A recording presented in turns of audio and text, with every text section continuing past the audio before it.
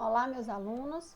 Nesse vídeo nós vamos falar sobre o Teorema de Pitágoras. O que vem a ser o Teorema de Pitágoras? O Teorema de Pitágoras, que é a definição? Em todo triângulo retângulo, o quadrado da medida do comprimento A da hipotenusa é igual à soma dos quadrados das medidas de comprimento B e C dos catetos. A fórmula é A ao quadrado é igual a B ao quadrado mais C ao quadrado. Aí nós temos o triângulo. Este é um triângulo retângulo. Nós temos a medida do A, que é a hipotenusa, um cateto B e o outro cateto C.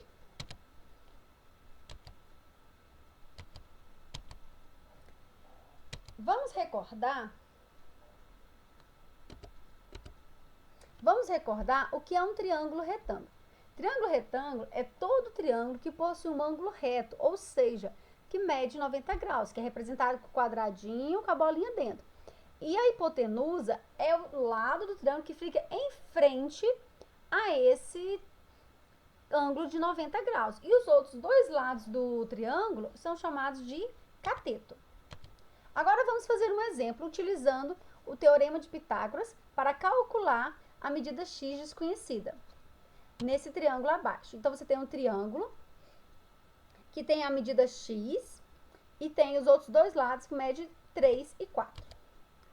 O primeiro passo é identificar que o desenho refere-se a um triângulo retângulo, porque possui um ângulo reto. Então, aquele triângulo, ele é um triângulo retângulo. Por quê? Porque tem um ângulo reto, um ângulo de 90 graus.